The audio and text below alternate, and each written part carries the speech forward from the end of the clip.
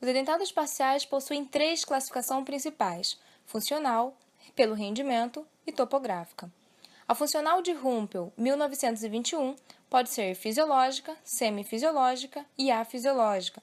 A fisiológica, nós temos as próteses dento-suportada, ou seja, são próteses suportadas por dente, onde a força ela será dissipada ao longo eixo do dente até chegar em osso.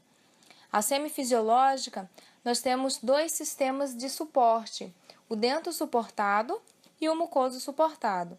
Ou seja, são próteses que são suportadas por dente e por mucosa, sendo chamadas de dento mucoso suportada.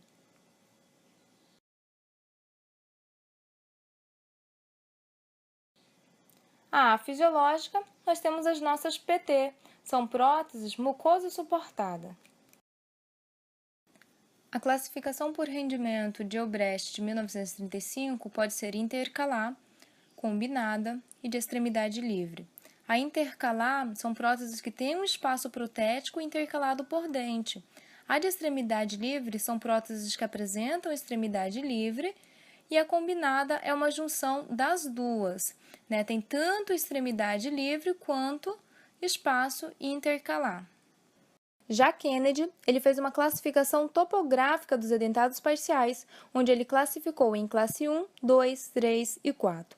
Na classe 1, nós temos o edentado posterior bilateral, ou seja, eles apresentam duas extremidades livres que vão determinar a classe. Mas além desses espaços que determinam a classe, nós podemos ter outros espaços protéticos que irá determinar a modificação. Nesse caso, o paciente ele é uma classe 1, determinada por esse espaço, modificação 1. Na classe 2, nós temos o edentado posterior unilateral, ou seja, eles apresentam uma única extremidade livre. Eles também possuem modificação. Nesse caso, se esse paciente tivesse um espaço protético aqui e um outro espaço protético aqui, ele seria uma classe 2 com modificação 2. Na classe 3, nós temos o edentado posterior intercalar. Essa classe ela também apresenta modificação. Por exemplo, se eu tivesse um espaço protético aqui, esse paciente seria uma classe 3, determinada por esse espaço. Classe 3, modificação. Já na classe 4, nós vamos ter o edentado anterior intercalar. Ou seja, nessa classe estão os desdentados anterior bilateral. Mas atenção, essa é a única classe que não apresenta modificação. Regras de Applegate. Regra 1. A classificação deve ser feita após as extrações que podem modificar a classificação original, ou seja, aqui eu tenho uma classe 3. Se eu removo esse último elemento, vira classe 2, ou seja, uma extremidade livre. Regra 2. Se o terceiro molar estiver ausente e não será substituído, ele não entra na classificação. Ou seja, aqui eu não tenho os terceiros molares, logo não serão substituídos e nem vão entrar na classificação. Regra 3. Se houver o terceiro molar e será utilizado como dente suporte, ele entra na classificação. Ou seja, se aqui antes que estava ausente, agora eles estão presentes, eles entrarão na classificação.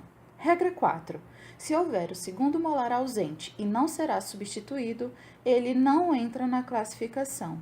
Ou seja, aqui eu não tenho mais os segundos molares, então modifica a classificação, tanto de um quanto de outro. Regra 5. A área ou áreas desdentadas mais posteriores sempre determinam a classificação, ou seja, aqui, essa área tem uma extremidade livre, ela é uma área mais posterior, então vai dar a classificação, aqui sendo uma classe 2, certo?